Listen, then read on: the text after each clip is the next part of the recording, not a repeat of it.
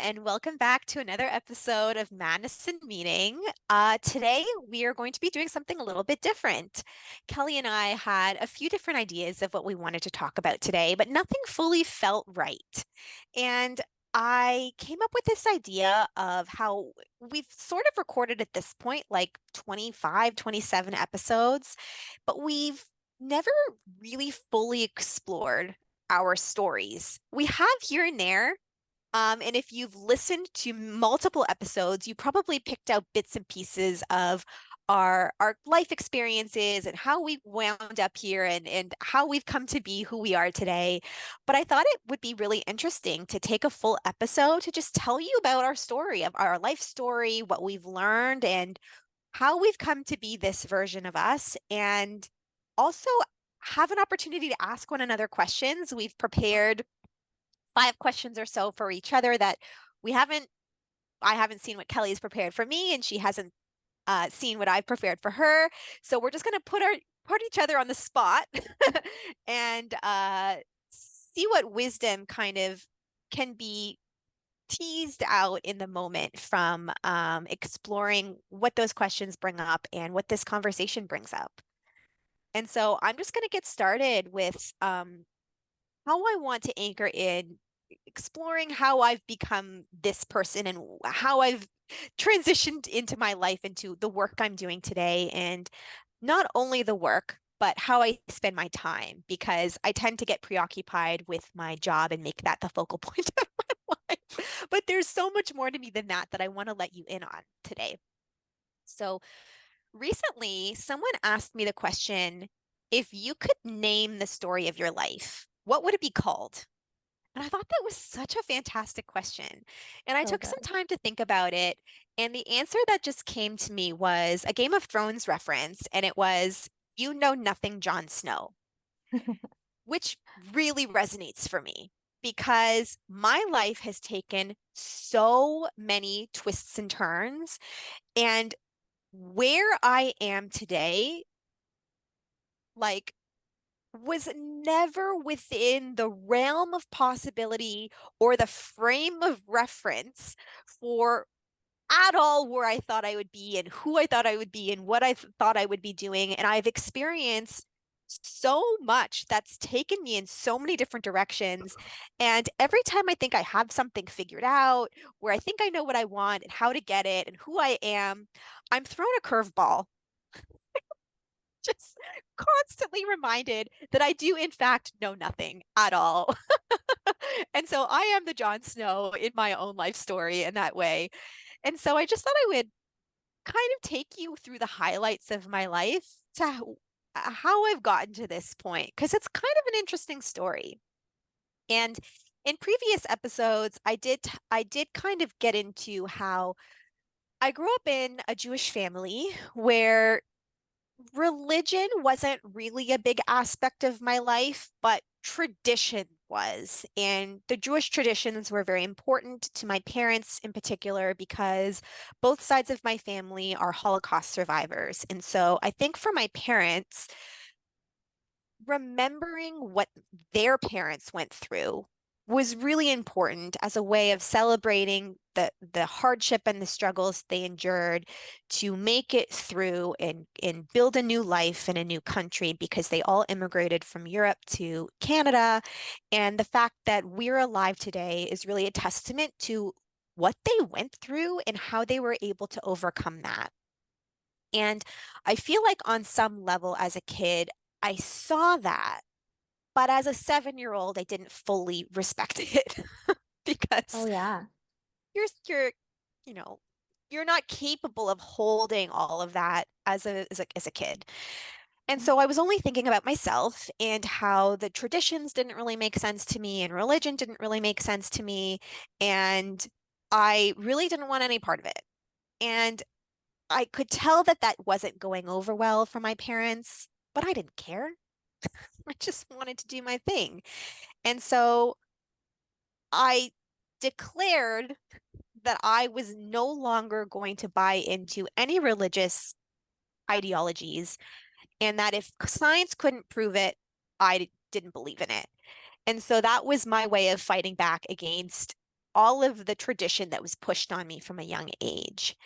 And so I went through school as in elementary school and high school feeling like I had to get my life together. I felt a lot of pressure from a very early age to figure things out, and having no idea how to do that was terrifying to me.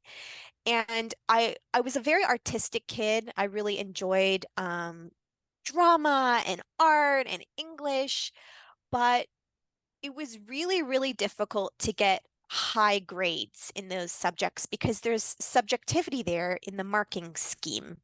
Whereas when I watched my peers in math class, if you were really, really good at math and you took a bunch of math courses, then it was really easy to get A pluses and 100% on tests. And they were the ones that were celebrated for their accomplishment, how smart they were. They were the ones that got the scholarships, and they were the ones that were going to have a clear path through university and a good paying job because those are the types of jobs that pay really well. And I could just see their life being laid before them in a very effortless, highly validated way that I couldn't quite seem to access because if I go to school for an art related program, what the hell can you do with that? And how much money can you really make from that? And where's that really going to take me? But that's always where I sort of ended up. And so I really, really struggled with that emotionally. And I went to university for drama. That's what I studied, knowing that it wasn't really going to lead me anywhere. That is my favorite fun fact about you, by the way. Like, I feel like I only recently learned that you went to university for I did. drama. I studied theater. Yeah, Yeah. that is so fun. Well, I loved it and hated it. Yeah, I it was so like I don't think people understand how hard these people work because you're not just going to class, you're going to rehearsal, you're staying late, you're preparing all of the sets and the design and like a, a writing an essay can take you a week, but when you're creating something, one project can take weeks. And then if your professor doesn't like one little thing here, one little thing there, you're left with a B right. and you poured your heart into this thing. And so I was studying theater and I tried to like it, but there was a part of me that felt like I was just going through the motions of life because I didn't know what I wanted. I didn't know where it was leading me, and I didn't know what to do with that. And in my third year of university, I was, I got mono. And you know what's interesting? I knew I was going to get it. I don't think I've ever told this story to anybody. I was sitting in class, the girl beside me, I was kind of like friendly with her. She was drinking this can of soda and she's like, she was coughing, she was sick. And she's like, "You want some?" It's like, "No, thank you." She's like, "Here, have some." I was like, "No, thank you. I don't want any." And she just kept pushing it on me. And eventually I was too polite and I was like, "Fine." And I took a sip and I just had a feeling I was going to get, I just had this very weird gut feeling that this was not a good idea. And I kept Wow. pushing it away and she kept pushing it on me. And I got mono. I got really, really sick. I don't think she had mono. Maybe she did. I don't know. But I got really sick. I lost like 15 to 20 pounds. And so I was dealing with this with mono. I never missed a day of class because in theater, you were graded for the work you were doing in class. I couldn't miss a class and pass. So Right. I was continuing to go to school. I was doing 15-hour days. I was sick with mono. And then I started developing all these stomach issues and I hurt my foot and I couldn't dance anymore. It was like a spot. My health was spiraling. My mental health started spiraling. It was all kind of accumulating and conglomerating. And I hit a wall and I had a mental breakdown. I remember I was going to pick my courses for my fourth year of school. And something about that was just a hell no. And I didn't know how to express that because I thought I didn't have a choice. I have to go to school. I have to graduate. I have 1 year left. And I couldn't do it. And so I had a complete mental breakdown. And my mom finally said, "You don't have to go." if you don't want to. And so I've dropped out. And I Wow. would consider this to be my dark night of the soul. Mm. I was in the lowest point I've ever been, and I almost didn't make it through. Like, I, trigger warning, but I tried to end it a few times. And it was around this time that I had a lot of thoughts like, I don't think I'm supposed to be here. I think I'm supposed to be somewhere else. I feel like I'm on the wrong planet. I feel like I was put here by accident. I feel like I'm missing something. I feel like the way life works doesn't make any sense. And I get the feeling it's supposed to be different, but I don't know what it's supposed to look like. And I get the sense that I all of those thoughts started coming up for me that didn't fully make sense, but felt right. And anyway, I around this time developed an eating disorder because my life felt so out of control that the only thing I could control was my physical body and to be as small as possible and to go as long without food as possible. And somewhere along the way, I discovered powerlifting, and that kind of shifted my eating disorder because all of a sudden, to be strong, I had to eat food. So at Yeah. least I got physically healthy, but it the mental and emotional distress was redirected into fitness. Right. And so I threw myself into CrossFit and powerlifting and used that to control my distaste with who I was at the time. And I went back to school to to study exercise science. And I didn't really enjoy it again. I didn't really care about what I was studying, but at least it was a direction. At least it was something I was mildly interested in. And at least I had a clear path of what to do with the degree, right? Just be a personal trainer and I'll be really educated and I'll feel confident in what I'm doing and I'll be able to make a decent living. So at least I had a sense of direction and certainty and clarity, which is essentially what I wanted. I didn't realize it at the time, but having looked back, that's what I wanted. So I graduated from this program and I moved from Toronto to Michigan. Somewhere along the way, I met my husband on a cruise. Oh my God, this is another tangent. I knew I was going to meet him before I met him. Wow. I was at the deep pit of my dark night of the soul, and all I was doing was wanting to be by myself to cry. That's all I ever wanted to do, and no longer survive this world. And my mom said, I really want to go on a family vacation. What is the family vacation that I can book that you'll come with us for? And I said, it has to be a cruise. I don't know really why, but I What think young it, person says that? well, I was 20 at the time, 21, Yeah. turning 21, and I think it's because I thought that I could ditch my parents and go find kids my age and hang out with them. And if it's on a Right. cruise, I'll be able to do that because it's safe and my parents will know at least I'm stuck on a boat and I can't go anywhere. Smart. But that's essentially what I wanted, was to ditch my family and go hang out with other people. And Yeah. so she's like, "Okay, we can do that." And I said, "It has to be a carnival cruise." I don't know why. I Yeah. think it's because in my mind, I thought that that would have the most partying. Oh, true. Right? As a 20-year-old, that's all I cared about. And so she's like, okay, let's do it. She booked the trip 6 months in advance. And the second she booked it, I just knew I was going to meet someone. And it wasn't just like, oh, I think I'm going to meet someone. It was a full body, can't eat, can't sleep, like something energetically shifted for me. Gosh. The first night of the cruise, I met Dan. Okay, I have a question about that. Yes. Because I have had so many things in my life where like I have an idea that something is going to happen and then I get so obsessed with the idea of it happening. Like I want it to happen. Like I love the idea of it happening. And then like that relationship that I have with it feels like it energetically like pushes it away because I get really attached to it. So what was your relationship I didn't have any. with it? That I Yeah, didn't have that because right. I didn't have the awareness that you have at the time to be able to get attached to it. For me, it Okay. was just like, I don't know why I know this. I just know it. Ah, let's see what happens. Okay. Yeah. Yeah.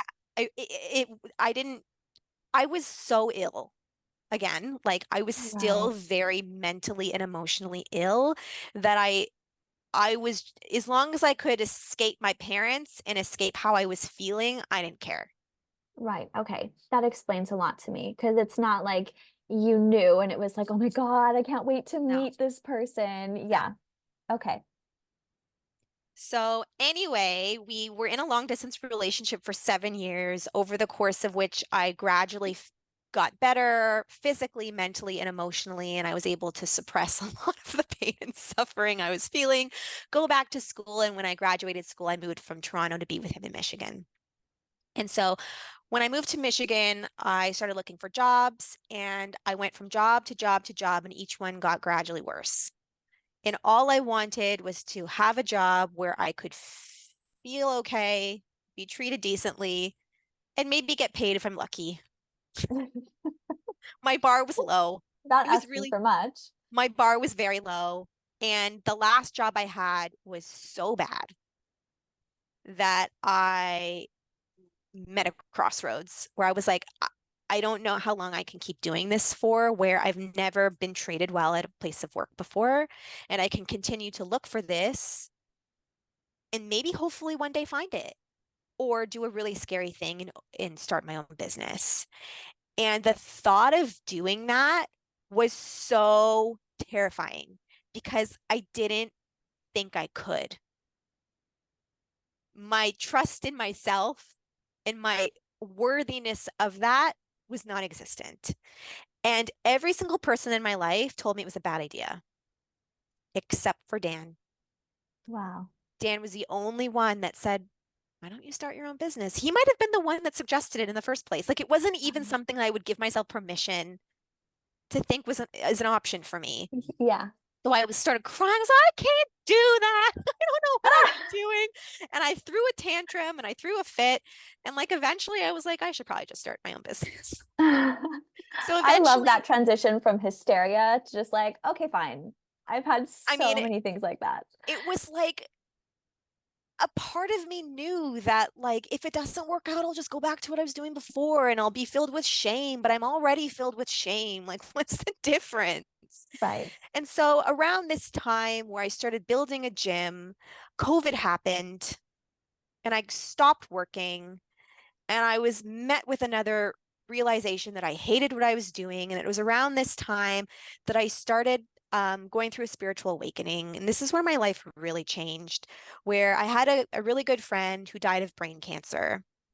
And I think that that really opened up a lot of questions about life after death for me that I didn't really give myself permission as an atheist to really look at because the thought of death was so final and I didn't really want to address it.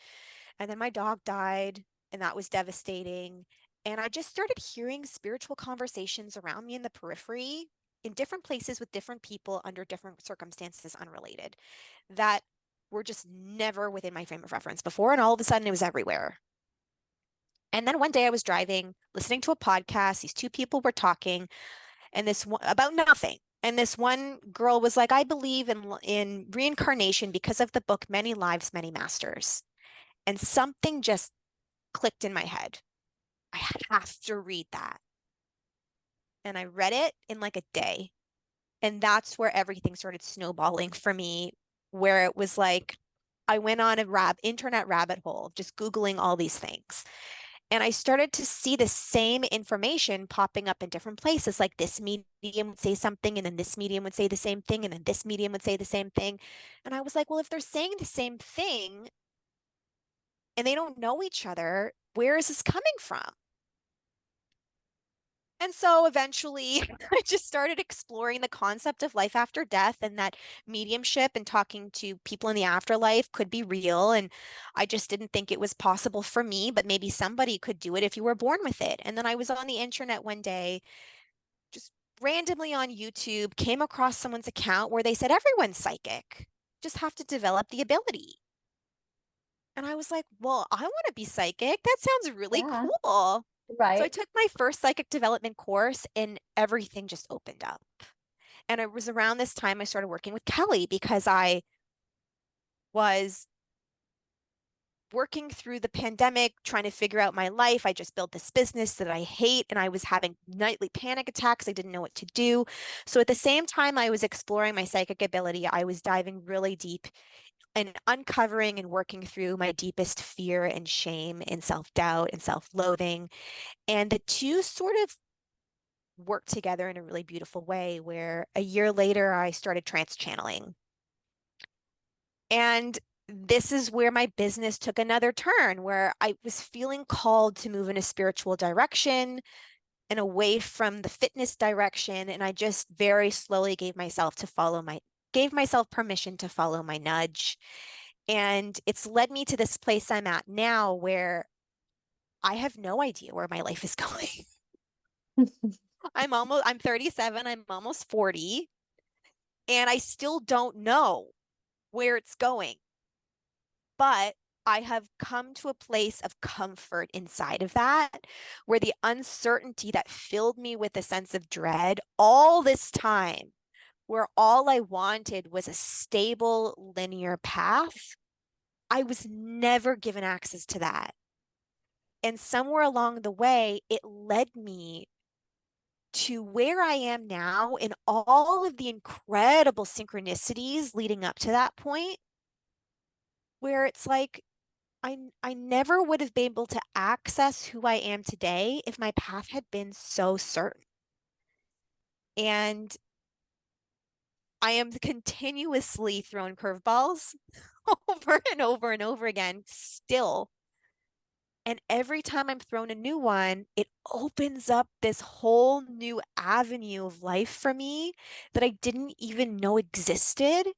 And inside of it, I'm able to uncover all of this knowledge and wisdom and an experience of me that I didn't have access to before. And so I think that that's been the biggest takeaway for me in terms of the last 37 years of my life and the story of my life, which is that before I was always working towards something because I thought that once I found it and was able to embody it and do it, I would feel a sense of belonging. And those questions of, I don't think I belong here. I don't think I was meant to be here. I think I'm here by accident. That made sense because I was searching for something inside of that time of my life that didn't exist there. And what I was searching for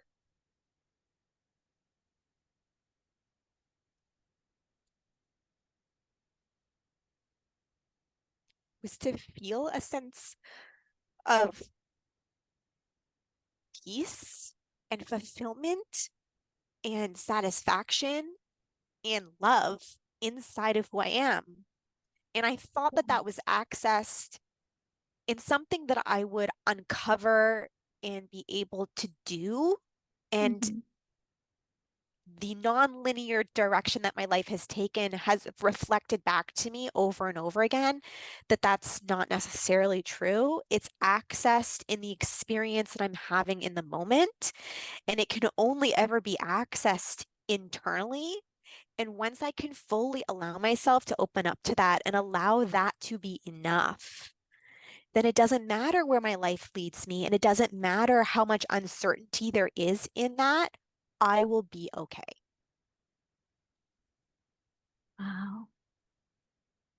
Oh my gosh. I love hearing people's stories. Like this is my favorite kind of podcast to listen to as a Yeah. consumer. It's just hearing like the lessons that someone learned along the way and through all these different experiences that I think we can all see ourselves in to some extent. Yeah, I think that we can talk all we want about like the theory of personal development and like what fear and shame are, but when you share it from a personal standpoint, through the lens of personal experiences, it shines a completely different light on it. It does. Yeah, there's been so many healing moments and breakthroughs that I've had in my own life simply by seeing myself in someone else's story as well. And I know you know this because we talk about it all the time, but like our stories are so similar. I know. I can't wait to hear what you're going to share because that's another synchronicity that like I kind of glossed over was like how we met. That was a complete Oh my that gosh, can we share that actually? Because that is so yeah. funny. Yeah. Well, I don't know if you've ever heard this version of it, but I was doing my personal training thing. I opened my gym and I decided I hated it. And I didn't know what to do with that. But I knew that I wanted to work remotely because if I could work remotely, then I could leave my house and go and travel. And I thought that that would be amazing. And I was trying to figure out how I could do that. And I figured, well, nutrition coaching, I could do that virtually. And so if I could transition into nutrition coaching, that would facilitate being able to work virtually and travel. And so I took a certification. And as I was in the middle of the certification, I was in part of the Facebook group for the certification, and Laura popped up inside of it. And she asked a question in the group. And I was like, oh, I want like me. Like I want an answer to that, or send me the PDF, whatever it was that she was putting out there into the world. And because I answered, she DM'd me, and I just got really scared by that. So I never Right. responded. And then a few months went by, and I was feeling uncomfortable with the certification because it didn't give me what I needed out of it. I was still running up against walls with my clients, and I was really struggling in what to do about that. And she randomly, I never saw her on Facebook after that. After Mhm. that one interaction, she randomly popped up on my news feed talking about trigger mapping, Right. which is a certification that she was doing at the time based around emotional eating and the deeper layers of Behavior emotional change. behavior change. Exactly. Yeah. And I was like, wait, what's this? And that's when I reached out to her. I joined her program, and Kelly was in the program. Yes.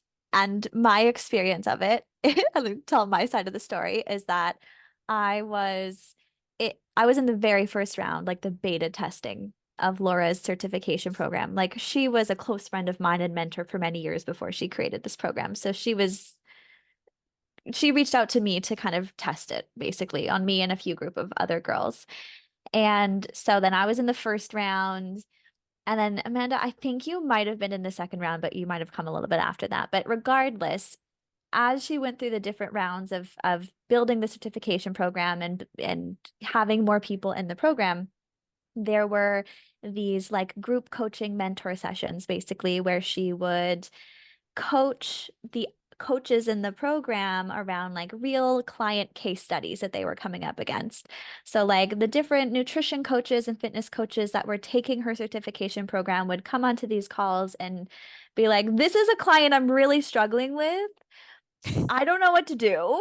Please help me. What would you do in this situation? And Laura would navigate this question so beautifully because that is her like Yeah, talent in she's life. amazing.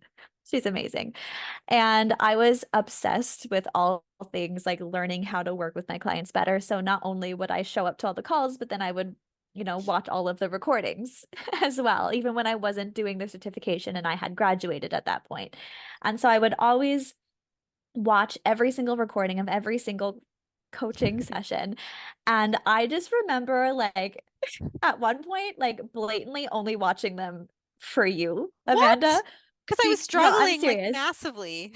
I know. And I was too. And I tell you this all the time. You and I have had the same clients. Like somehow, every time that you had a client that was struggling with something really complex and you had no idea what to do about it, I would watch it and be like, this is creepy. Like I have the exact same client right now. And I That's also funny. don't know what to do.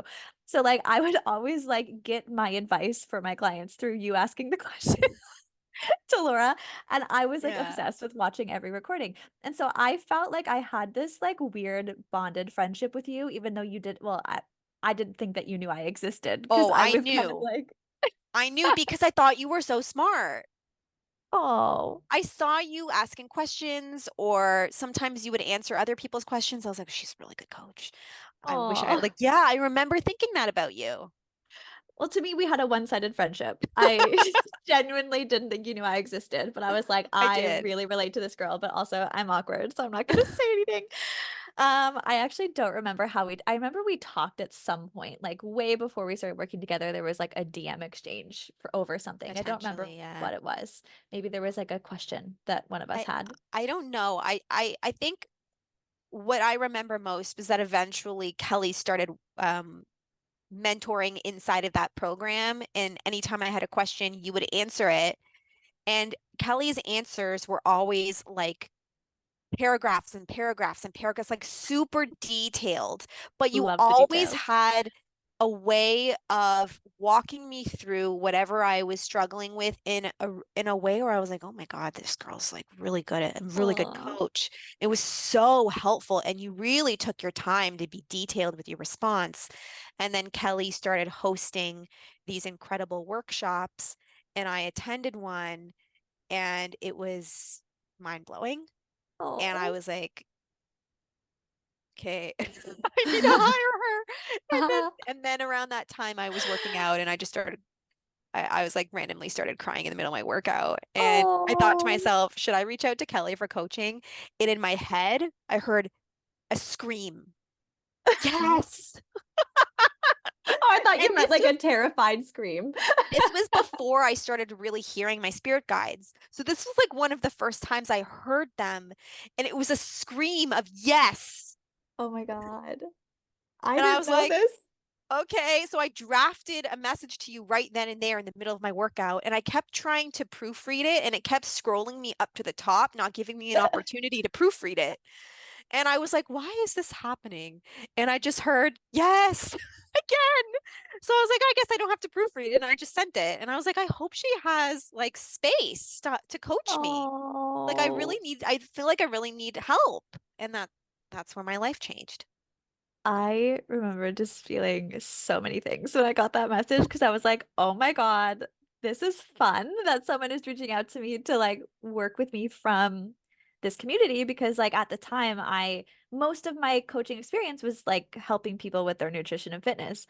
Even though I was in this program and I was mentoring other coaches to like, through working through their personal and professional development, like I hadn't really worked one-on-one with anyone for anything beyond like I just want to lose weight and feel better in my body. And so I was like, this is exciting. This feels like a turn in the right direction. It's cool that someone is reaching out to me and also weird that like I feel like she is me. Like I feel like I would be coaching myself. And I think that was one of the first things I said to you in our initial consultation call where I was like, by the way, I feel like I'm coaching myself. Honestly, I heard you say that, and I was like, oh, she's probably just sees like minor similarities. I was so in my head that I Yeah. like wasn't really thinking about it that much. But I just like I remember our first session together, and I didn't really have any expectations going in. Honestly, I just was like, I need help. My life is crumbling. I don't know what to do. Yeah. And this was at the time where I was really struggling inside of the nutrition coaching space and wanting to expand in a different way, but not knowing how. Mhm. And the way Kelly was coaching me, I was like, wait, this is what I want to do. And so Right. you were coaching me, and I was like watching you coach me, being like, I need to learn how to do this. Yeah. And that's when it clicked. And I was like, I need to hire her because then I'll learn how to do it, Right. not Which even is weird because caring I was about learning the how to do way. it as I was doing it with you. But I was like, I wasn't even really hiring you to feel better. I was like, oh, maybe it's like it's some way through her coaching Yeah. me, I'll be able to learn how to do what I need to do. Right. And what I got from you essentially was both. Oh, I love our story. I don't think without the work that we did together that my channel would have opened in the same way.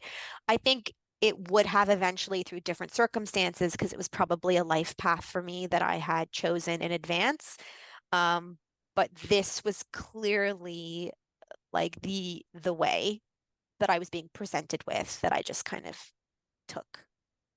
The magic of our connection and like the influence that we've had on each other's lives is just, it baffles me every time I think about it. And like, it's so clear to me that our souls like had such a strong purpose and timing to meeting each other and how we were going to evolve and how our Yeah. relationship was going to like have so many different facets. Yeah, it's like I feel like you support me and then I support you, and we're just kind of like traveling parallel paths, but Yes. utilizing each other for growth. Yes. And you played like a huge pivotal role in my life, and you continue to do in different ways. But Yeah. for like a year and a half there, it was like very much, I really was being asked to rise to meet you energetically It was where you strongly mentor coach right. relationship. Yeah, Yeah. And now it's like the friendship is the primary base of the relationship, but we play mentor coach to each other right. inside of it, which is really fun. Yeah. Cool. Yeah. That's me. That's you, and that's us collectively. Yeah. Yeah.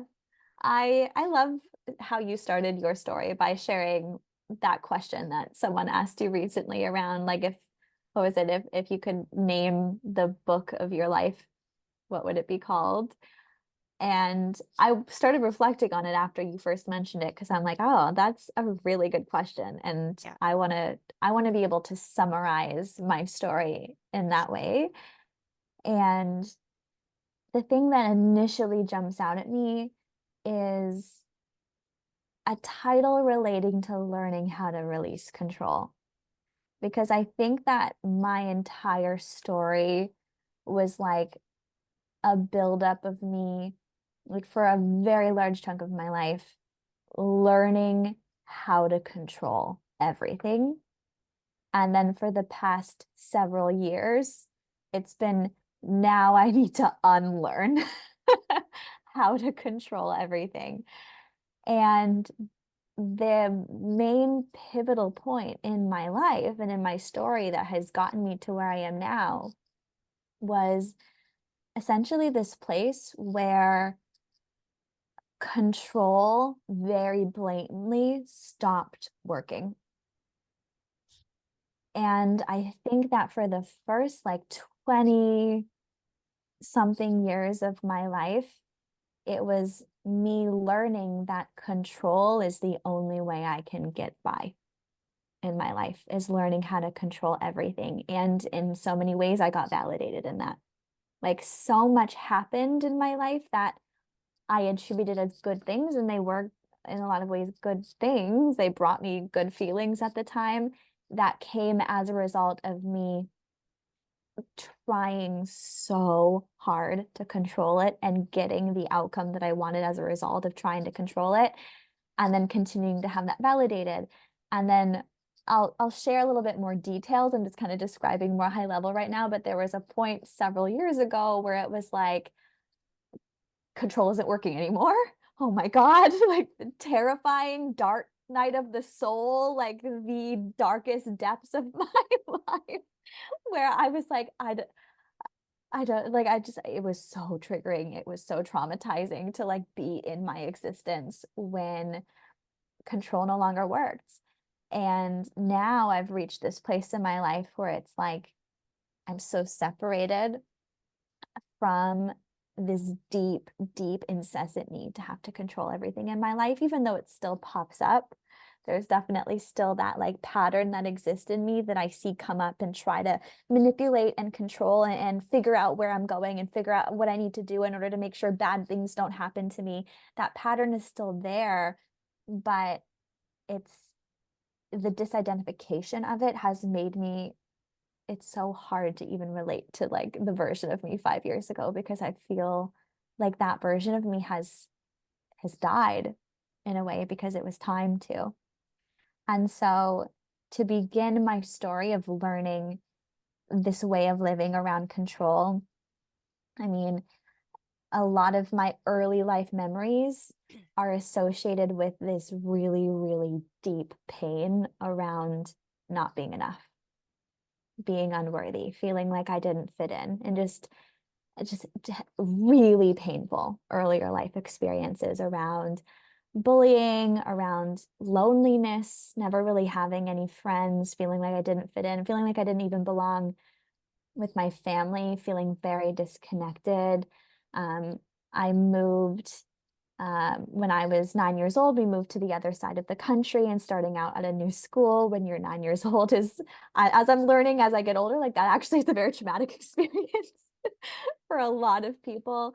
And to me, it really just continued to solidify this idea that like I wasn't good enough because there were, as an example, other new kids starting at the school, and within, a week or a couple of weeks, they had their friends, they had their like everyone was kind of fitting in, and I still felt like I was like this awkward person on the outside, just feeling like I couldn't connect and that I wasn't special or that no one wanted to be around me. And that isolation was the pain of my existence for like the first 10 to 12 years of my life.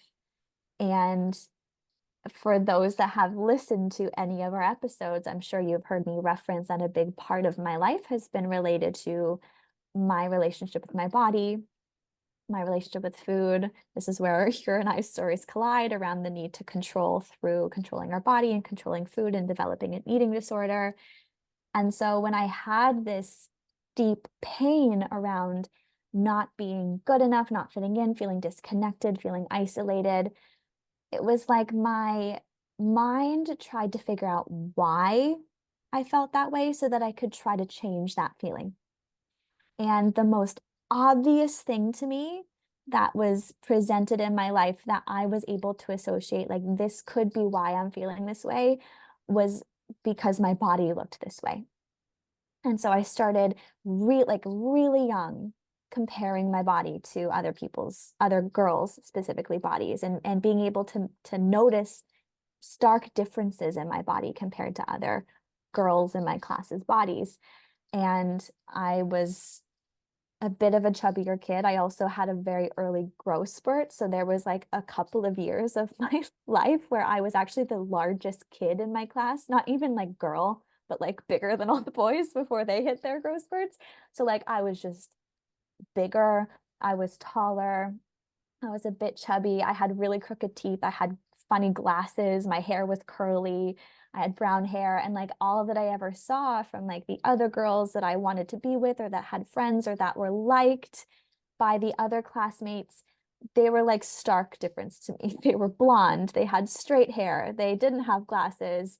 They were skinny. They were short. They were like petite and little and whatever. And so it was like the most obvious difference to me that I could see that was like, well, if I'm feeling this way, it's probably because of this. And so that planted the seed for me at a very young age that my body was the reason why I'm in pain. My body is the reason why I don't have what I want. I don't have the connection, the love, the friendships, the relationships, the fun, the joy that I see other people having that I want so badly, but that I just have never accessed before in my life. And instead, I'm feeling the depths of loneliness and disconnection and insecurity and not enoughness. And so that being planted in my life at such an early age inevitably created a bit of an odd relationship with food, even though I didn't quite understand dieting or like the role that eating played on the way that our body looked. Because when you're like 8, you just don't really know. Like you've just never really associated that before. I started to pick up on that very early, even just from comments made from like my aunt at Christmas dinner or whatever, where she's like needing to have Diet Coke. And we didn't have Diet Coke that day, so she refused to drink the normal Coke. And I'm like, why? Like I just trying to understand it. I started to learn, there's ways that you can eat that will change the way that your body looks. Started hearing about my aunt going to like fitness classes and like complaining about how hard they were and how much she hated them, but that she would go anyways. And I'm like, why would you do that? And then these lessons, these things that I was becoming aware of were like planting seeds for me of, oh, this is something that I can control the way that my body looks. And so Can I very young, interrupt you? Can I interrupt you for please, 1 second? Because this is please, yes, fascinating.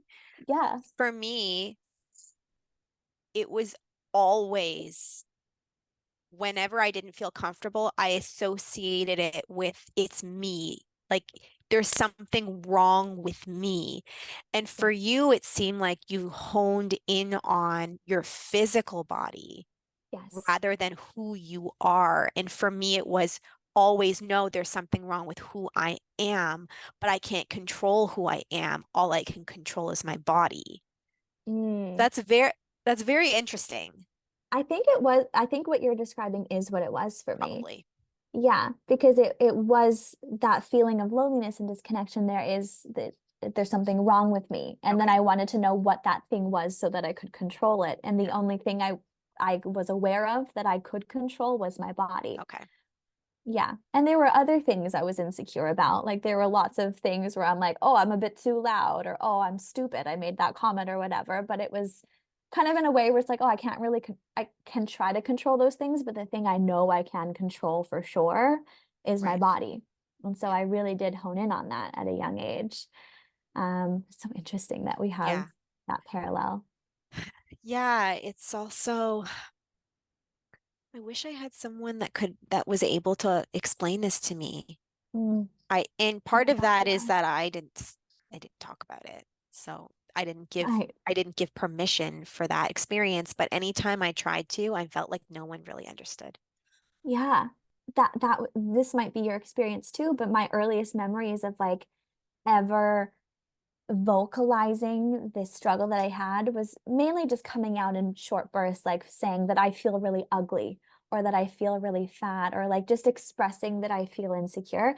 And that automatically being met with, oh no, you're not ugly or you're Right. not fat. Don't say that about yourself, which was well intentioned, but all that did was make me feel like I'm a burden. Right. Like I'm making you uncomfortable by telling you Right. how I feel, and you're just trying to fix it so that Ex it'll go away. exactly. For Yeah. me, it was everyone in my life didn't have really the time to hear me out. And so if I was Yeah. voicing my concern, they just wanted me to feel better so that they could get back to whatever they were doing. Yes. And I knew that. Yes. And so I just kept it to myself because I didn't Same. want to burden anyone else with my problems, especially if it made me feel worse. 100%. Yeah. Yeah. It was like, this is another thing that could be wrong with me is that I'm Right. burdening people Yeah, with like my no one else feelings. feels this way, so they Yeah. don't understand. And so why should I feel even more lonely in opening up about it? Right. Exactly. It just layered on more of the Right, confirmation that of I need to try to control this. I feel this way about myself, so I need to control this, but also have to control not sharing it because if I right, share it, that's another thing that's going to be used against me. right, exactly. Yeah.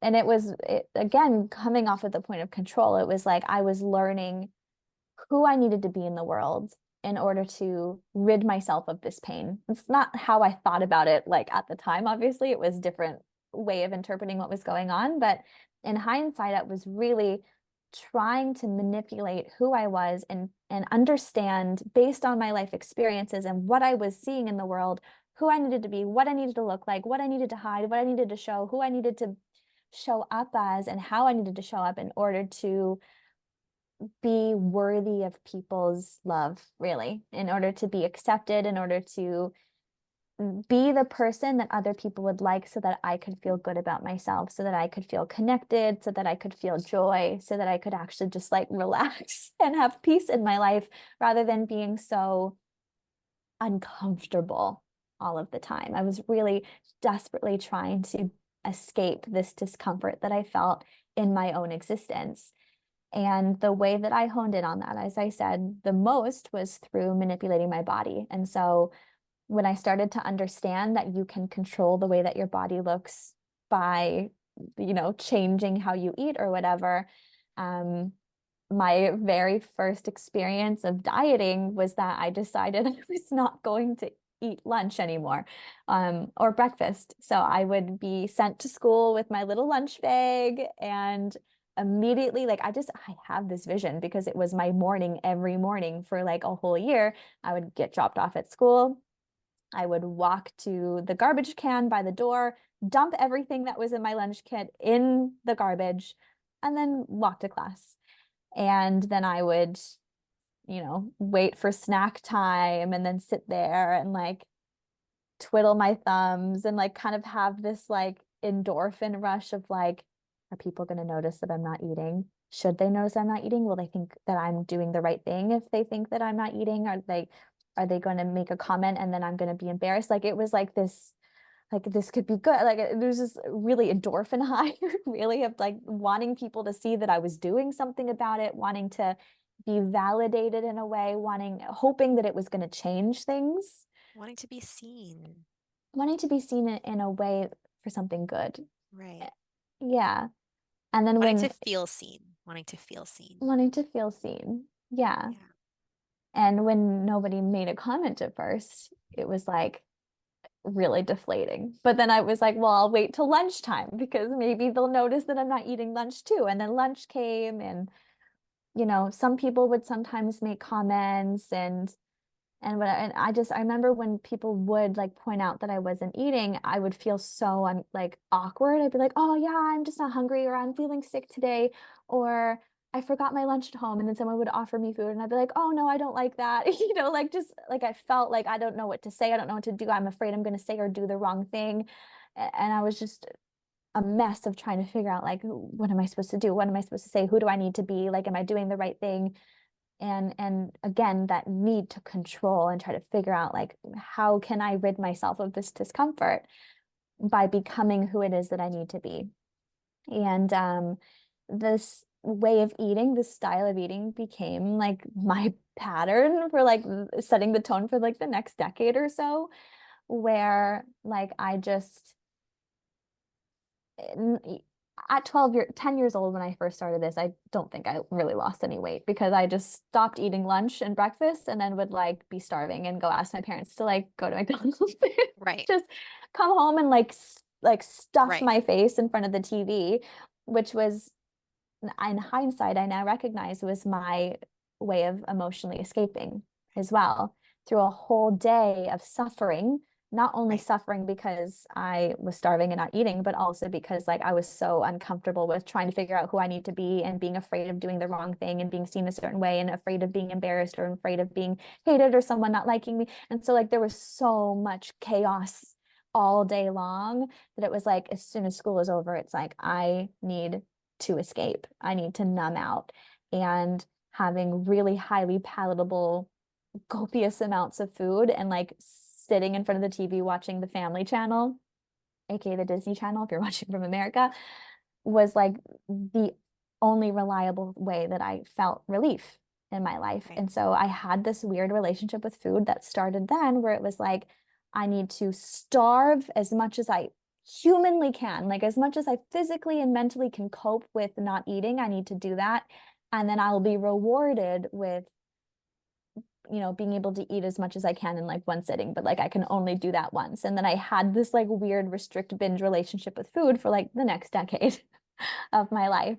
But it evolved over time into different things as I got older and learned, different, being exposed to diet culture and different ways that you're supposed to diet and different thing and learning that like, oh, maybe starving yourself every day doesn't actually work to make you lose weight. It actually makes you gain weight or whatever. Like there's all these different things that I became exposed to as I'm moving into, teenage years and coming into like high school-ish age.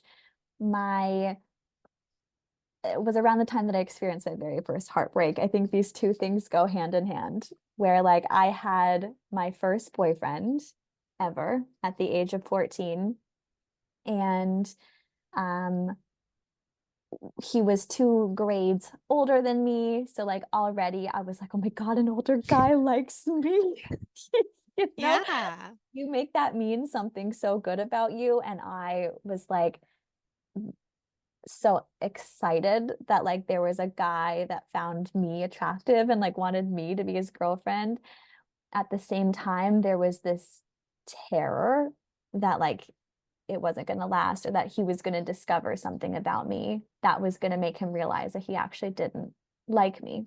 That was like an incessant fear that I had, was that when people really got like if someone liked me enough to get to know me, like they just hadn't seen the thing in Right. me that was going to make them run away. Right. And I didn't even know what that thing was.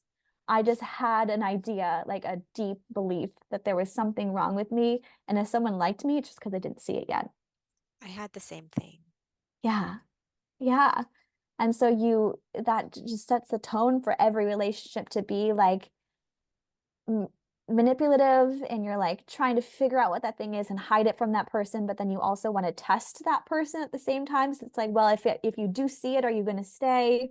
So then like my relationship with this person was very much like being really put together and like trying to be who it is I thought he needed me to be, but then every once in a while just having a mental break and then being like like chaos everything and like expose something vulnerable about me in a moment of weakness, and then being terrified that now he was going to run away. And then when he didn't, it was like, oh my God, like continuing to build this is my person. This is the person I'm going to marry at 14. Like, because he saw this part of me, he didn't run away. Like, this is the only chance I have at ever being loved and accepted by someone. And so it was like, obviously at 14, thinking that this is the love of my life, and continuing to have these different experiences of like, oh, like maybe the thing that's wrong with me is my body. And he's gonna like see something on my body and be disgusted by it and decide he didn't like me. And then like, I'm exposing myself. Mom, don't listen to this. But like at a very young age, like I'm kind of like seeing parts of my body, whatever. And like he didn't run away. So I'm like, oh, it wasn't my body. And like maybe it's this part of my personality, or maybe it's that I'm too loud, or maybe it's that I'm stupid and I don't know things about myself, or don't know certain things about certain things. And then I would expose that part of myself, and then he still didn't go away. And so whatever. And so then there was a part of the relationship where I was getting really, like, really caught up in my own insecurity. He had just started high school. He was, around high school girls now. And I was like, oh my God, they're better than me. And starting to learn like what friends were in his new friend circle, and like all of his guy friends talking about like how hot this one girl is or whatever. And so like I'm getting really jealous and I'm getting really insecure. And at first, I bottled all of that up because it's like, well, you don't want to be the jealous girlfriend. You don't want to be Right. insecure. But then that became another thing for me to test. And it was like, oh, what if it wasn't conscious, but I'm like, what if I like do show that I'm jealous? What if I do act a little bit like an insecure girlfriend? And so there were like some remarks that I would make every once in a while. And it was like I was testing him, but also like terrified of losing. Like it was a weird mental battle that I had.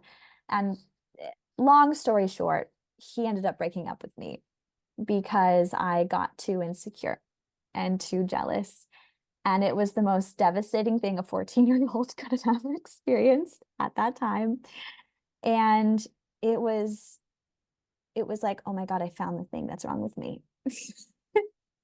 And it was like, wow, this confirmation of this belief system that I've held for so long was that like there's something wrong with me. And when someone gets close enough to me to see it, they're going to run away. They're going to abandon me. They're going to reject me. And so that was like this instantaneous, like, I need to make sure that no one ever sees this in me, ever. And so this became like an extra layer of control in my life. It's like I know who I can't be in order to be loved and accepted. So it's like I created this whole new life and personality for myself. I knew how I needed to be in the world. I knew how I needed to express myself, and I knew what I needed to hide and keep very, very, very hidden. And so this new personality was not jealous. She was, you know, confident. She might have been a little bit like judgmental towards other people, because the opposite of being jealous of someone was being more judgmental towards other people. She was just like not afraid of being rejected or not afraid of being alone. She wanted to be alone. Like she was confident and bold and didn't need no man. Like this is just the personality that I knew I needed to embody. I needed to be someone that wasn't desperate, wasn't jealous, wasn't insecure, was self-sufficient, was independent, was okay by herself. Like I needed to be the opposite of who I saw that I was. and had this in my mind that if I could become this person, that I was going to get the boyfriend back. And oh my God, it'd be so weird if he was listening to this. But like it worked because a year later we got back together. And it was that that was such a huge like moment of confirmation of like, again, I can never be who I once was. I need to be this other person now. And it was like a change in the dynamic where it was like, I can't feel like I'm not good enough because that will make him go away. I need to feel like I am better than him because that's the only way that I will be this like type of person that someone would want to stick around is if they feel like I'm better than them and I feel like I'm better than them. Like it's never like a me not feeling good enough and needing to be insecure and prove myself to that person. And so this was around the time where I took fitness incredibly seriously. We got back together and it was like I just started high school and I decided I'm gonna do the grocery shopping this week, mom, and like only bought like things from the diet section of the grocery store and like apples and went on this weird diet and started counting calories and started working out every day in my parents' basement.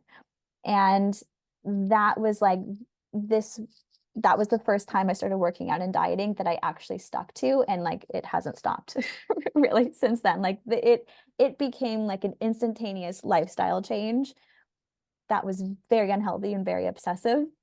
But it was like, I'm going to prove to myself that I'm better than this person, the person that I'm dating. Like I'm good enough, but like because I'm better than them. I'm going to lose weight. I'm going to be fit. I'm going to be disciplined. I'm going to do all of these things that I see would make me a, a valuable person in the world.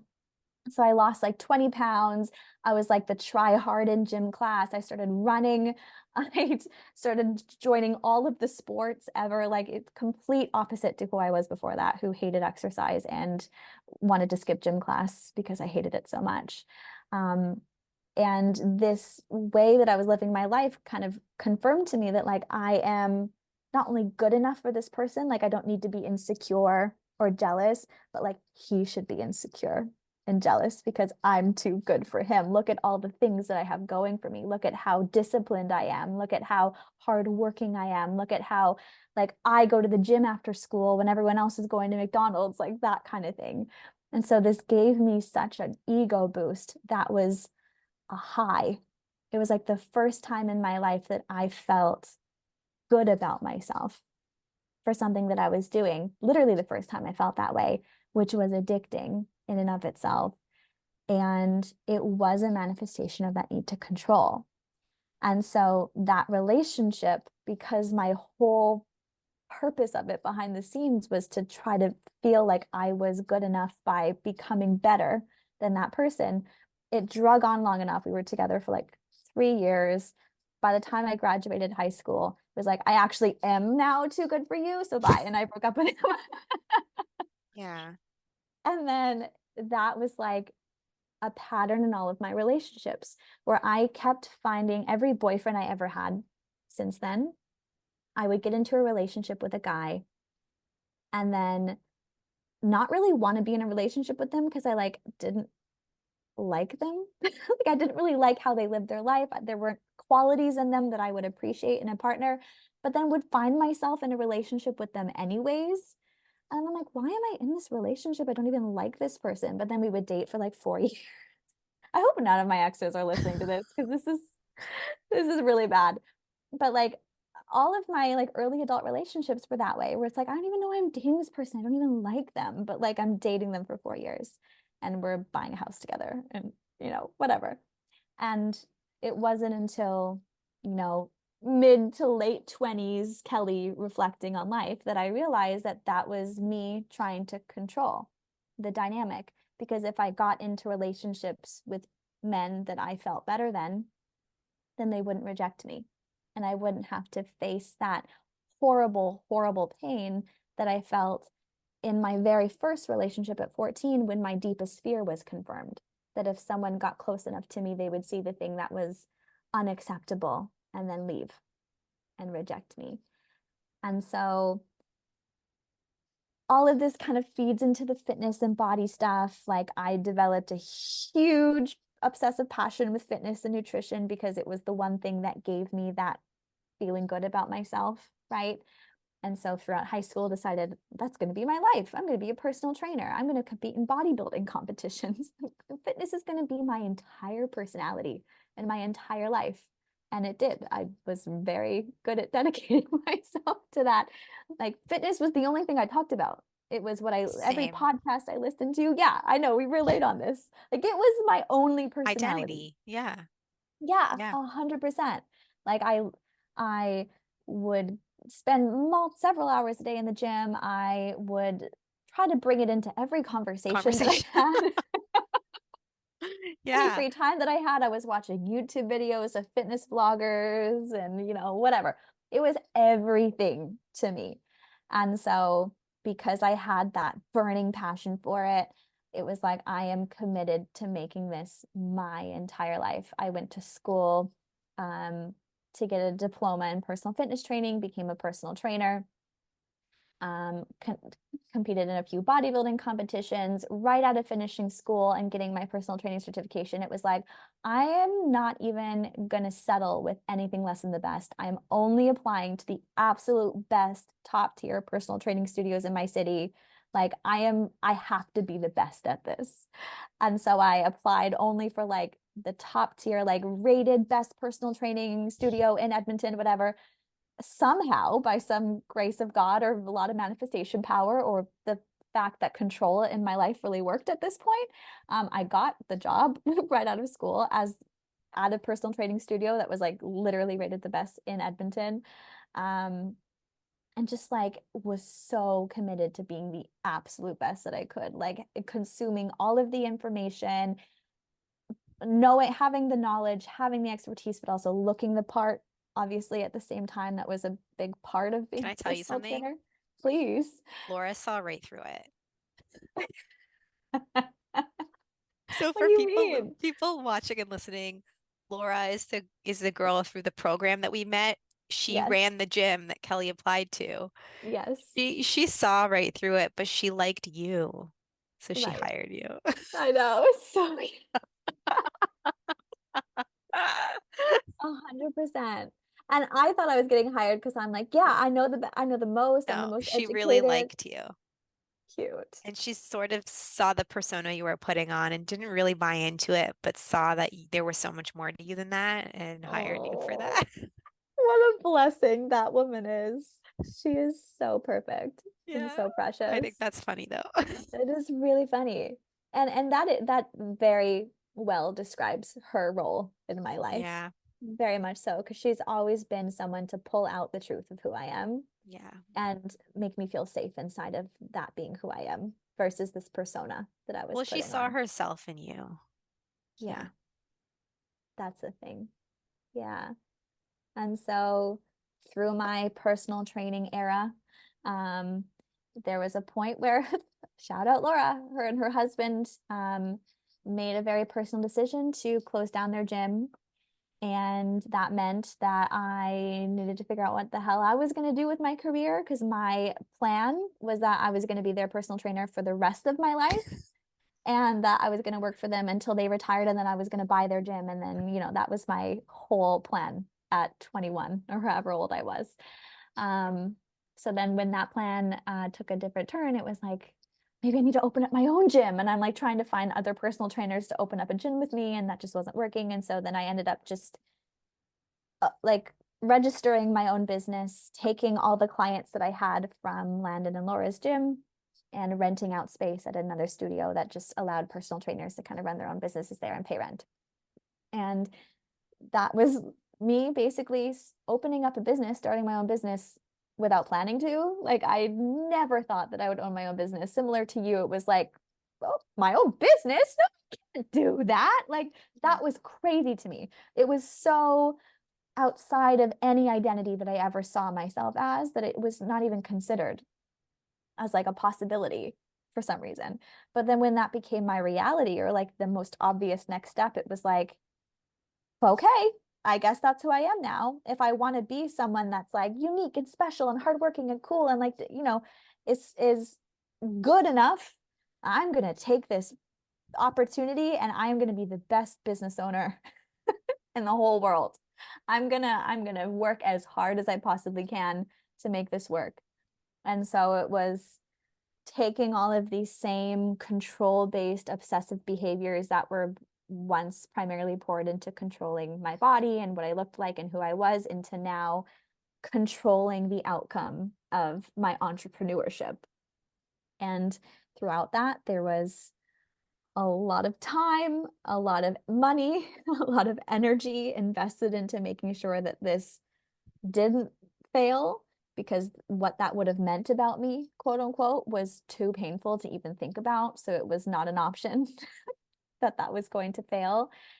And for the first while of entrepreneurship, not that it was easy, but I could see that like the more work that I put into it, the better result that I got out of it. Like if I put more work into it, if I tried harder, if I learned the right things, if I invested the time, if I invested the money into the right mentors, like I could get more clients. I could make this business grow. I could actually make this thing work for a while. And then COVID happened, which is a Oh, we similar did. turning point to you. Yeah, Yeah. that happened. And it's funny how that was such an obvious external representation of things being out of our control, because it was just Yeah. unprecedented times. Like there was nothing we could do about it. Control was completely taken out of our hands. We weren't even able to leave our houses. We weren't able to do what we wanted to do or see who we wanted to see or whatever. Like it was just complete loss of control. And I remember in the initial like stages of our first lockdown, dark night of the soul, like instantaneously, like I You and was, everybody else. of course, Yeah. yes, so depressed. Like I couldn't function. I was crying constantly. I didn't understand why, because I was like, well, like for some reason I was kind of happy with being home all the time, because I was like, finally, like I can just like sleep a little bit and relax and like not have to be this entrepreneur that's like sleeping 5 hours a night so that I can work on my business all the time. Because it's like, well, I am being forced to take a break right now, kind of. There's only so much that I can do. But even though part of me was really loving that, I mentally was terrified of that, because the only thing that I knew that made me feel good was how much I worked to control my life. And because that was being taken away from me, it was like this triggering, traumatic, like loss of identity, loss of control, loss of like not really knowing how to be okay with myself in my life anymore. And through that, also lost a lot of what I was calling motivation. Like I couldn't get myself to show up on social media to post about my business anymore. I couldn't get myself to do anything but really the bare minimum. Like everything just felt impossibly hard. And that was so terrifying to me, because I had been on this momentous high ever since Landon and Laura closed their gym a couple years before that, where it was like, I am posting on social media every day. I am doing everything that an entrepreneur is supposed to do. I'm never taking a day off. I'm doing everything possible ever. And if there's more that I can do, I'm going to do it. And I'm going to find a way to do it. Like I'm going to dedicate my whole life to this. I don't care about having friends. I don't care about having a social life. I don't care about having fun. This is everything to me, and I will make it work. That was my whole 2 years probably until COVID happened. And then to now have that change, and not only am I not able to do it that way anymore, but I'm realizing I don't want to do it that way anymore. That was scary. It was so confronting, because I'm like, oh my God, I'm losing this part of myself that is the only thing that makes me okay. The only thing that makes the outcomes of my life okay. The only thing that makes me an acceptable and lovable and admirable person. And so if I don't have that anymore, if I'm not expressing that quality in myself anymore, like I'm doomed. I'm going to go back to that pain and suffering that I experienced before I found control in my life when I was young. And this is around the time with life presenting outside of us that we're losing control, where control just blatantly stopped working for me. Like it was crazy how when I finally got my act together and life started getting its life act together and like the world opened back up and like we were able to like do things kind of normally again, I was like, okay, well, now is the time. I got to get back into it. I got to start doing the entrepreneur thing and working hard and posting on social media and doing all the right things and investing in the mentors and like, really working to grow my business and control the outcomes of my life again. And everything that I did to try to create a certain result brought me way further away from that result.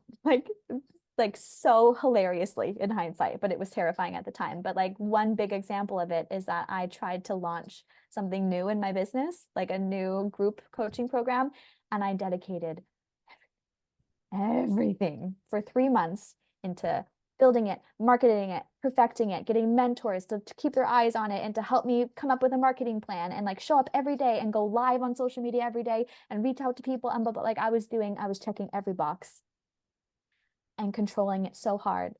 And not only did I have nobody sign up, but that same month I also had like a bunch of my other clients leave. So it was like I was even further from the outcome that I was trying to create. So it was like control is not working anymore. Oh my God. Like not only is it not working, but it's like bringing me further away from where I'm going. This is horrible and terrible. I think that that has really just brought me into this experience of life that I'm still unfolding, but like have come a long ways with compared to when this first started in 2020, where like I have a relationship now with my loss of control over life, or I guess the uncertainty of life, that it's not like this terrifying, scary thing anymore.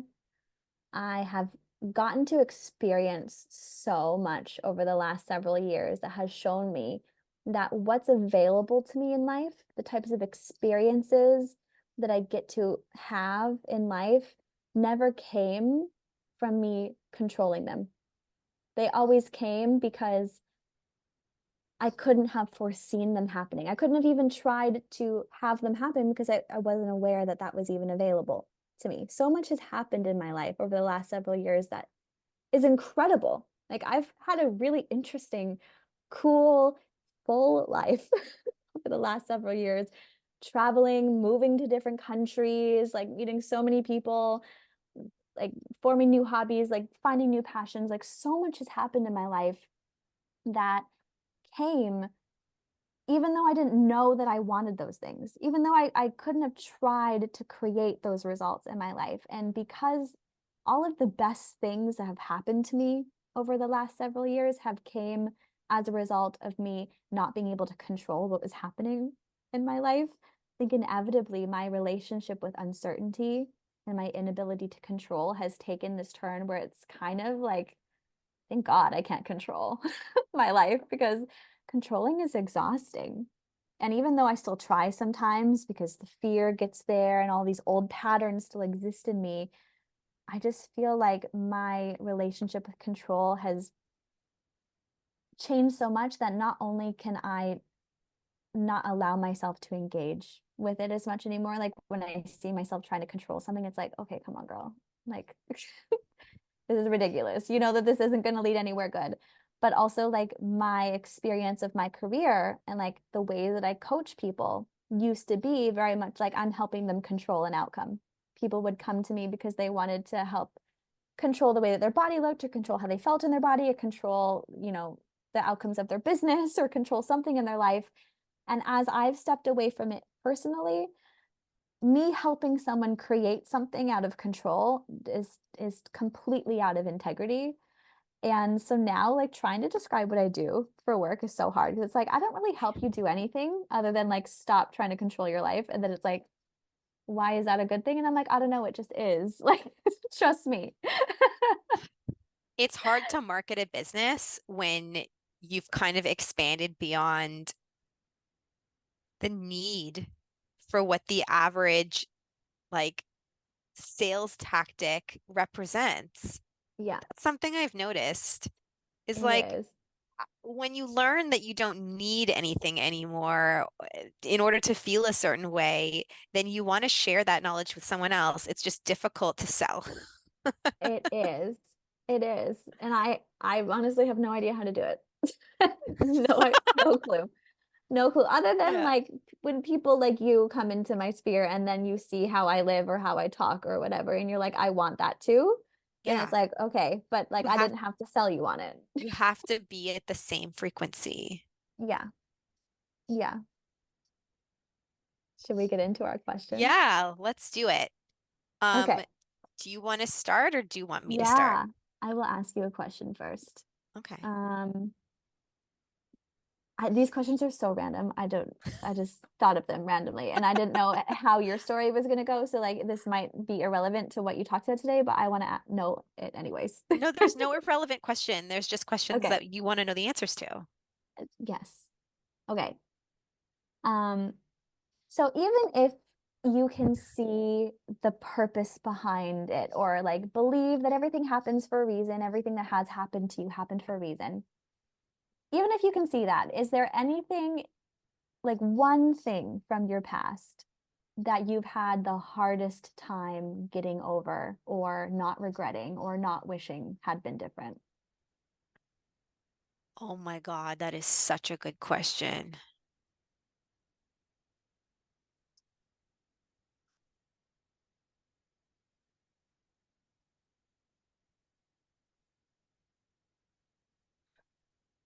Oh my God.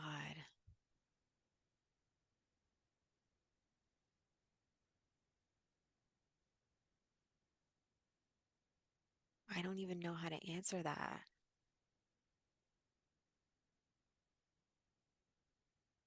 The thing that I have struggled with most is always financial. Like, I have never been able to make a lot of money as hard as I've tried. And that's where I always get the most stuck is like I've never had that experience before. And so there's this small part of me that's like, well, if I had that experience and could see that it wasn't necessarily super valuable, then wouldn't that be a good lesson for me to learn? And wouldn't that help me in being able to separate my self-worth from that? But Right. I've never had it. And so I still struggle with it. I have that similar too, where it's like a part of me really still believes that life would be better had I made more money or if I was making more money. And even if there's a part of me that's like, well, yeah, but maybe that's not true. And like, maybe I would have got it and not been happy or whatever. It's like, yeah, show me then. Yeah, like allow me to have that experience and then I'll Right. learn from it. Right. So that's the Which thing that maybe comes to we'll mind. have. Maybe that will Right. happen. Yeah, Yeah. it's just going to happen in a different different order than Right. than I'm envisioning. Yeah. That's a really good question. Thank you. Okay. My questions are so deep. Bring it on me. What is it that you want most and where are you not ready to experience it yet?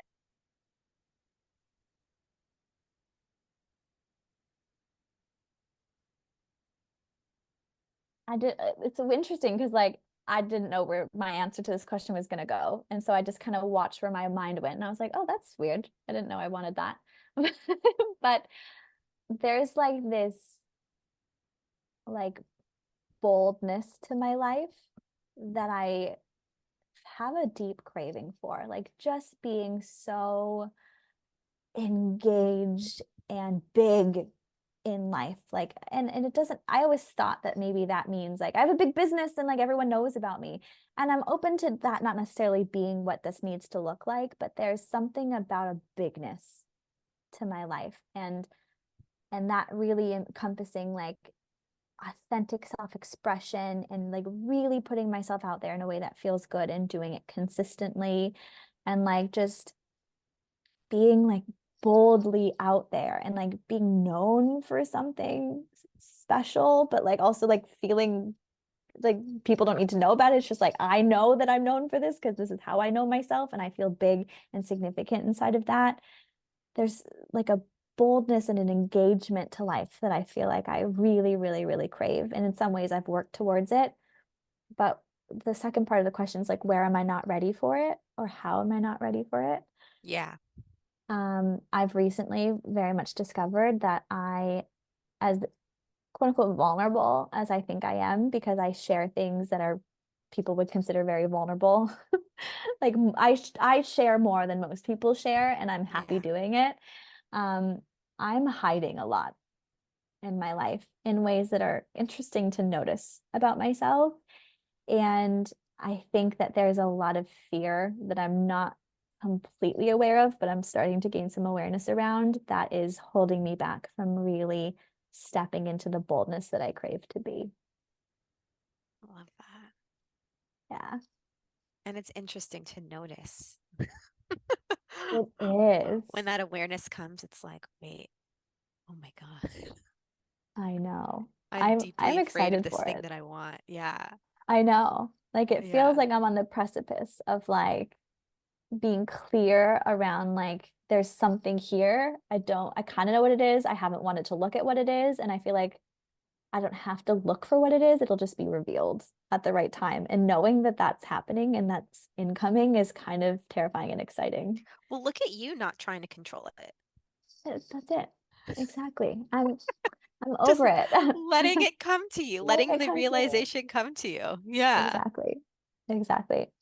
Okay, my question was also kind of a two-parter to what yours just was. Um, as of today, what is your understanding of who you are, and how does that compare to who you thought you were a year ago?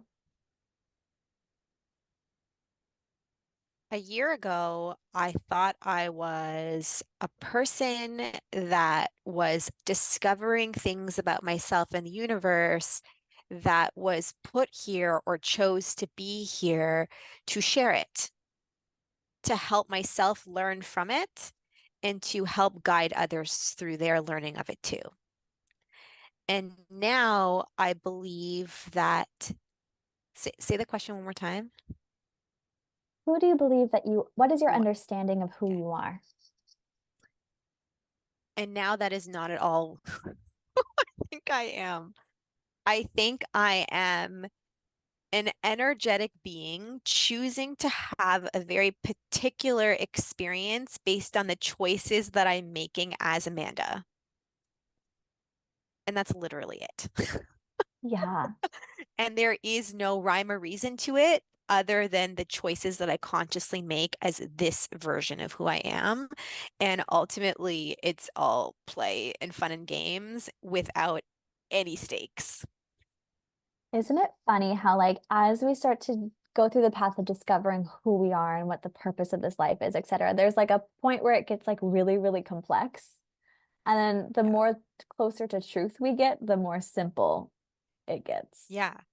I do think that there's some version of me that wants to be as open energetically as possible in this Yeah, lifetime. But I also think that a lot of that has to do with the conscious choices that Amanda is desiring out of this right. experience. So, which came first, the chicken or the egg? Like my soul's desires inside of this experience, or my intentions to get out of this experience, or whether or not they're working in tandem? I'm not sure. Yeah, And I probably won't know until the experience is over. right.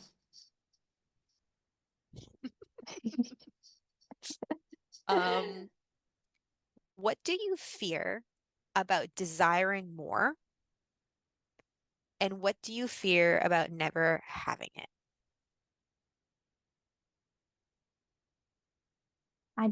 What do I fear about desiring more? I guess like the obvious answer is like that I wouldn't have it, or that like I would be disappointed, or like feel more lack in my life, which then lends to your second question is what do you fear about not having it? Is that the second question?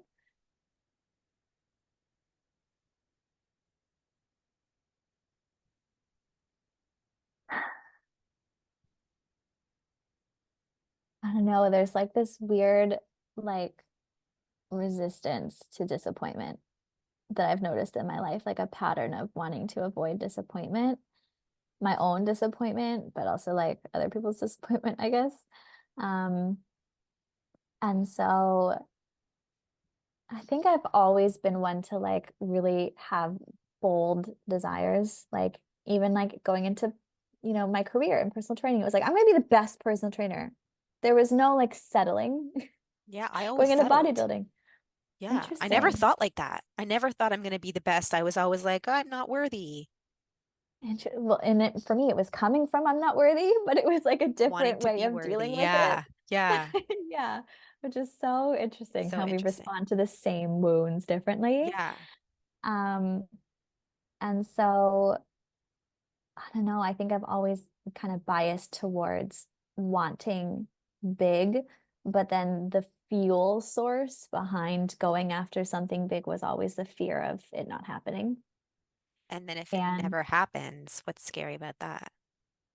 it was just having to face like this scary reality of who I am, that I'm not enough, or that I like just being uncomfortable in who I am. It all goes back to like, truthfully, the somatic experience of the discomfort that I had when I was a kid, that ever since then, I have built a whole life around avoiding.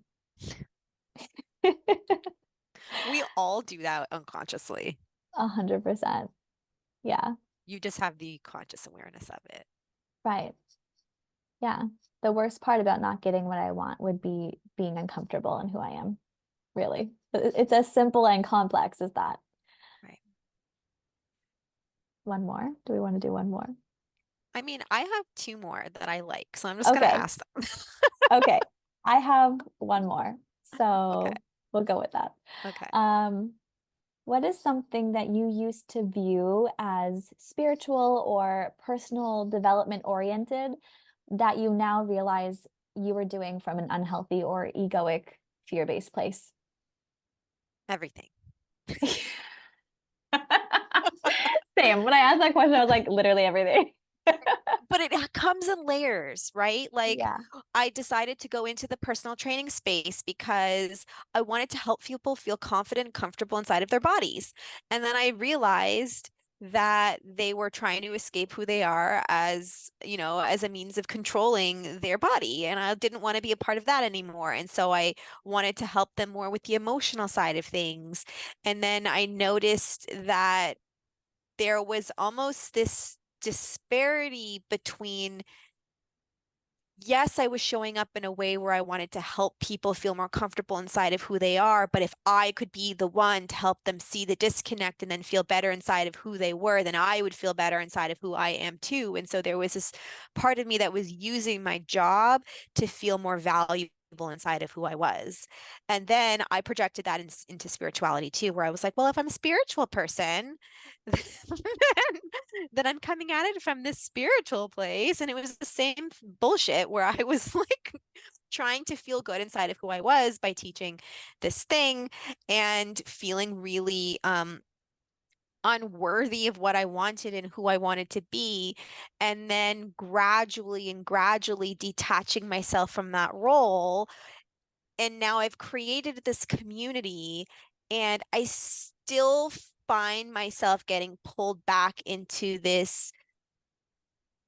It's so challenging if you've never owned a business to understand like the marketing side of things, where you have to sell a product or a service and you have to do it in a way where you're solving a problem and you're helping someone achieve something through, but that's not what I want to do. And so I'm constantly butting up against the same thing where I don't want to sell something. I don't. Mhm. So how do I run a business if I'm not selling something? And Right. so I've reached this place of I'm not running a business. Yeah. I'm feeling the enoughness of who I am and showing up in the world inside of that energy.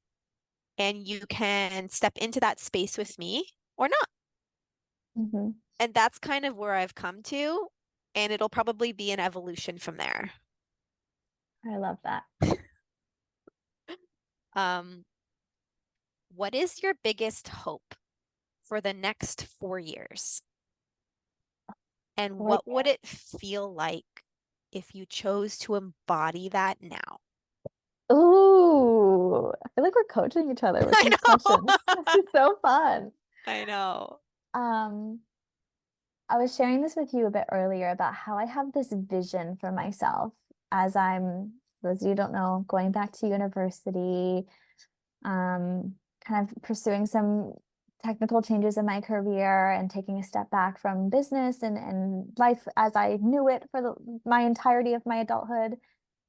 And there's like this vision that I have for myself of just being so engaged in my life and just feeling like everything is so like authentic and fun and playful and wanting to show up and share that with the world in some different capacity where I can like kind of start to build maybe like an online personality of sort. I don't know. I don't really know what it's going to look like, but I just see myself just stepping more fully into like a full expression of who I am and starting to own and expose versions of myself or aspects of myself that I've kept hidden without realizing I was keeping them hidden, and allow the way that I show up in all aspects of my life to be like all of me is there in all of me, and to really have fun with that and to own that. And I don't know how to describe it really. It's almost like a feeling that I have around a vision that I have for myself and how I want to be showing up in my life and in the world. Um, can you repeat the second part of the question? Yeah. What would it look like and feel like to embody that now? It would feel amazing and probably hard. I don't know. Like it's something that it's like, well, if I could just do that now, I would do it because I want it. But then it's like, well, then why am I not? And it's like, well, there must be some blocks there. So I don't really know. And again, it's that thing where it's like I have a block here and I can't see the answer yet, and it's probably coming. But what it could look like, I think, is just starting to, and I've been doing this, mm, being intentional about catching myself where I am hiding, like noticing where I'm hiding myself in my everyday life. Like if I'm manipulating the way that I'm saying something because I don't want to expose a certain part of myself, or if I'm hiding something that I did or something that I'm doing or something, it's like, how can I recognize that I'm doing that and do it with compassion, not like hate on myself for it? And then kind of just see where that, like my willingness to be aware of it, where that leads me, and see if I just start organically making different choices. I need to do that too. Where am I hiding Yeah, in like the simplest ways? yeah.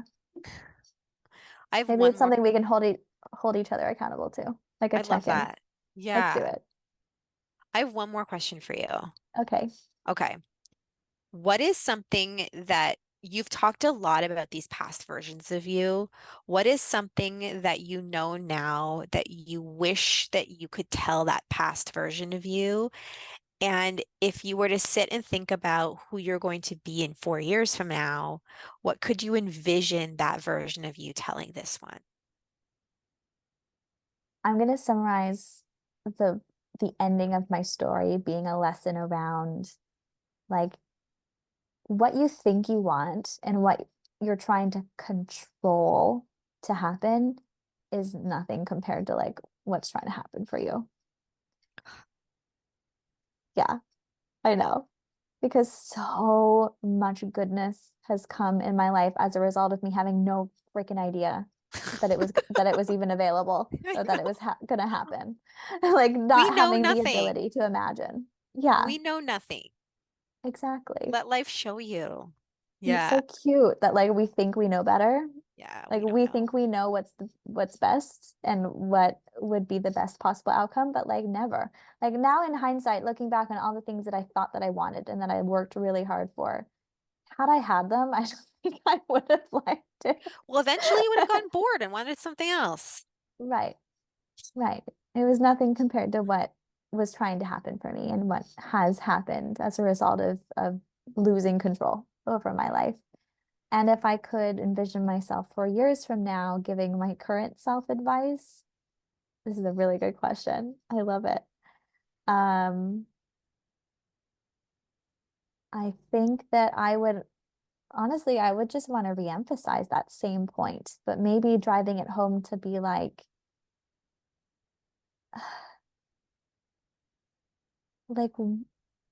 what about trying to control this outcome to look like, why would I feel like I need to control it? It's because I fear that if I don't control it, something bad is going to happen. That's only why we control. We control out of fear. And so if I can question that in the moment and bring in this understanding of like, well, everything that I think has been so amazing about my life so far came, especially in the last recent years, came from an inability to control it. Like it just kind of happened and went against what I was trying to do, but it ended up working out really well for me. It's like if I can bring in that understanding, it's like I'm trying to turn away or steer away from a bad outcome that I'm afraid is going to happen by trying to control. But really, the act of trying to control is steering me away from a really good outcome that I can't Yeah. see yet. And I think grounding that in more fully and just choosing to trust that that's true. Like I have evidence that it's true, but like even now it's like, but what if it's not true? What if, whatever. But just like, what if it could be? And just like being open to like finding out whether that is true, I think would be really fun advice to follow. Seems like you're going to find out anyway Right. because it's not working, right? Like you don't Exactly. really, you can't, if you keep trying and it's not working, then you're going to find out anyway. That's right. I love that. Mhm. Let's end it there. I'm in the Okay. dark. Yeah, This I'm was in the sun. a beautiful jumbo-sized episode for all of Wow. you. That my light has run out of batteries, so I'm in the dark. I'm in the dark.